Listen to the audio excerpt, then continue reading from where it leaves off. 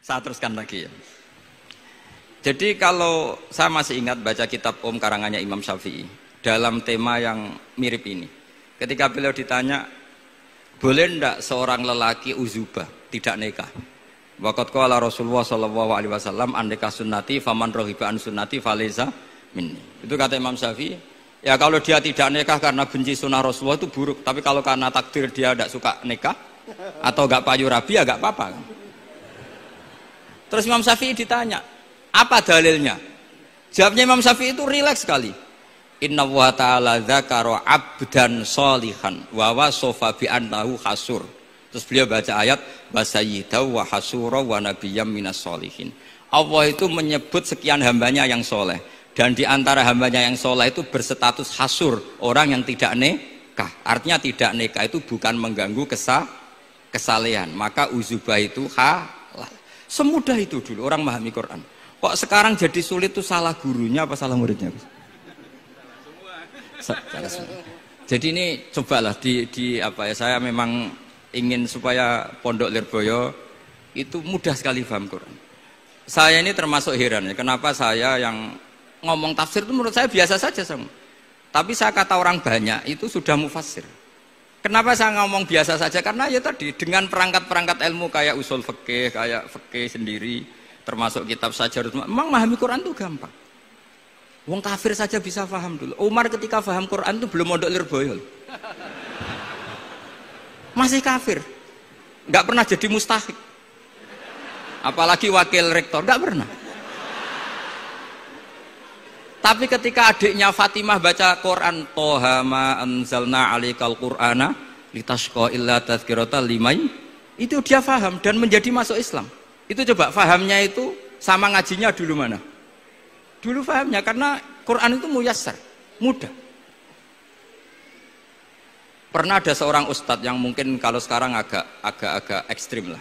Sama ndak usah bilang cingkrang, ndak usah, pokoknya agak ekstrim ini. Kamu kok senengannya nuduh orang gitu. Sampai saya kadang ketularan, saya ini orang baik gak suka nuduh orang gitu. Itu ada orang yang agak ekstrim itu, datang ke Harun Ar-Rasyid. Ya Amirul Mukminin gitu. Inni nasihun laka famusaddidun alaika fala tajidanna alayya fi nafsika syai'an. Saya ini orang baik-baik, ingin nasihati jenengan, cuma saya agak kasar. Musaddid itu agak kasar. Dalam bahasa Arab musaddid siddah itu kasar. Kasar atau tegas, kasar lah dalam konteks ini maknanya kasar. Fala tajidanna fi alayya fi nafsika syai'an, mohon jangan dimasukkan hati. Apa kata Harun Rasyid? Ngendikan itu mudah sekali dan itu sangat Qur'ani. Kata Harun Ar-Rasyid, uskut ya ustad. Sebagian riwayat uskut ya jahil. Hei orang bodoh, kamu diam. Inna Allaha ta'ala ba'atha man huwa khairun minka ila man huwa syarrun minni. Wa ma'adzalika qala ta'ala faqula lahu qawlan layyinan la'allahu yatadzakkaru aw yakhsha. Kamu diam hei ustad bodoh.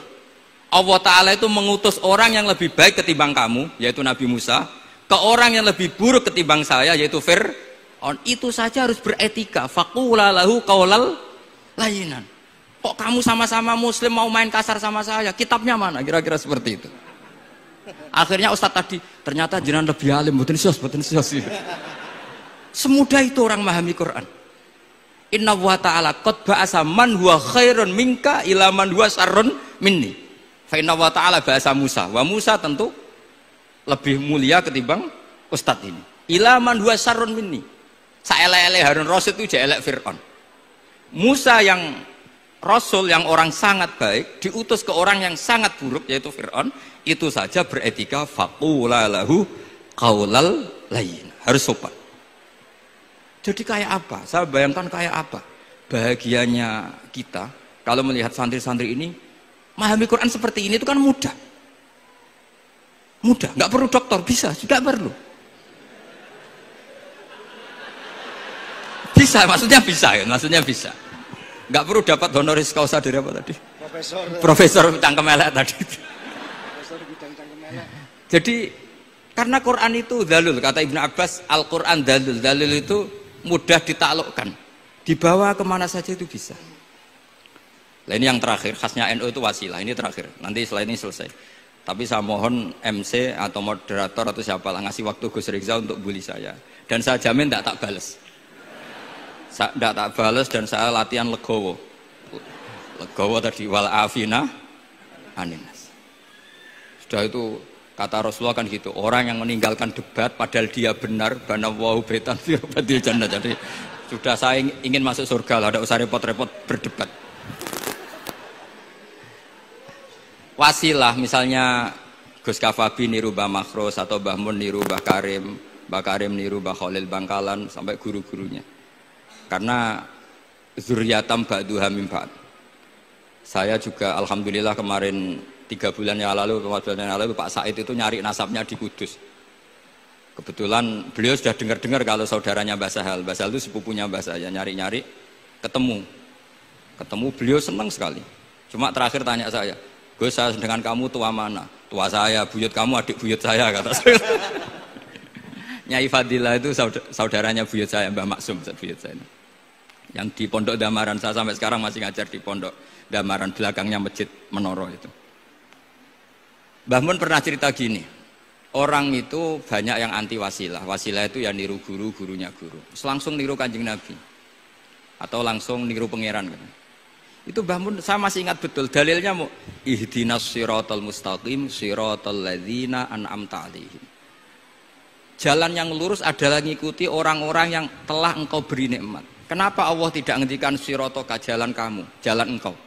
Allah itu tidak makan. Bagaimana cara kita niru Allah makan? Wong Allah tidak makan. Allah tidak tidur. Bagaimana kita niru Allah tidur? Fa innallaha la ya'kulu wa la yanam wa la yashrab.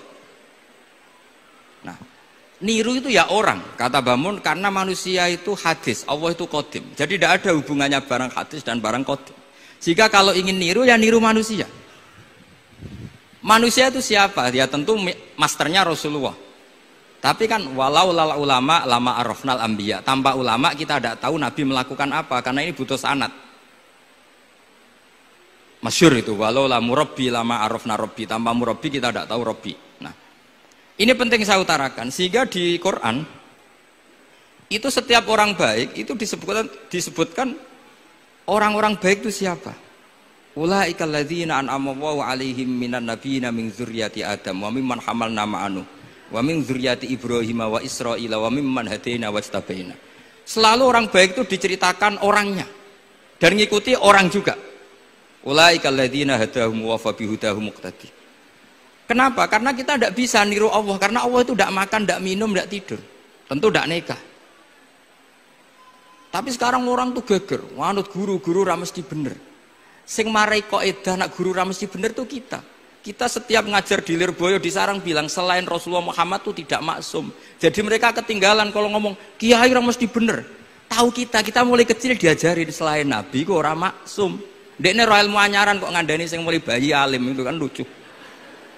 Kita mulai dulu tahu selain Nabi itu tidak maksum. Kok malah dikandani kiai tidak mesti bener, kenapa diikutin? Udah tahu kalau kiai tidak mesti bener. Cuma kalau kiai tidak mesti bener, nak kue mesti ra bener. Lagi-lagi gerakan cangkem elek kan gitu. Kalau kiai itu hanya mungkin tidak bener, kalau kamu mesti tidak bener. Ini penting saya utarakan sehingga mudah sekali. Apa dalilnya wasilah? Ya kita jawab saja. Ihdinas siratal mustaqim siratal ladzina an'amta 'alaihim. Semudah itu Quran dipahami ahlinya. Tapi sekarang kok memahami Quran jadi sulit? Saya menjadi tidak tahu. Ya seperti tadi Izzuddin bin Adi Salam itu banyak dalil la yutrakul haqqu li ajlil batil. Itu contohnya itu hanya innas sofa wal marwata min sya'airillah. Ketika sofa dan marwah belum steril dari berhala-berhala itu, ketika Ka'bah belum steril dari berhala-berhala itu, Nabi tetap tawaf di Ka'bah, tetap sa'i di sofa dan marwah. Kemudian itu disimpulkan la yutrakul haqqu li ajlil batil. Segampang itu agama. Tapi kenapa menjadi sulit? Jadi saya mohon sekali, karena kitab itu sedang dikaji di PSG Pusat Studi Quran, juga dikaji di pondok saya. Dulu Syekhina Maimun pernah baca juga. Sekarang di UII yang ngajar saya. Jadi saya ingin, dan itu diajarkan ditulis lah oleh ulama sing ma'ruf, bahkan gelarnya Sultanul Ulama. Dalam kasofnya Sayyid Abil Hasan Asyadzili, dalam kasuf beliau mengatakan, saya pas kasuf dengar satu suara, satu hatif, ya Ali, ma'ala wajil ardi, tidak ada di muka bumi ini kajian fikih sing abha, yang lebih bersinar, yang lebih moncer ketimbang kajian Izzuddin bin Abdissalam. Dan tidak ada kajian ilmu hadis mengalahkan kajian Abdul Azim Al-Mundhiri yang ngarang At-Targhib itu. Era Sayyid siapa? Abil Hasan Asy'adi. Dan tidak ada kajian ilmu hakikat sing abha min majlisika. Dan alhamdulillah kita punya kitab itu, Qawaidul Ahkam, Syajaratul Ma'arif, Izzuddin bin Abdissalam.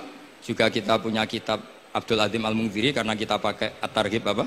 At-Targhib itu mukhtasornya Muslim juga. Dan tentu kita juga punya Abul Hasan Asy'adzili karena kita rata-rata ngaji hikam, kita tahu hikam adalah muridnya Abdul Abbas Al-Mursi dan beliau adalah muridnya Abul Hasan apa? Asy'adzili. Sehingga kita insya Allah ngalami dzurriyatam ba'duha min ba'd.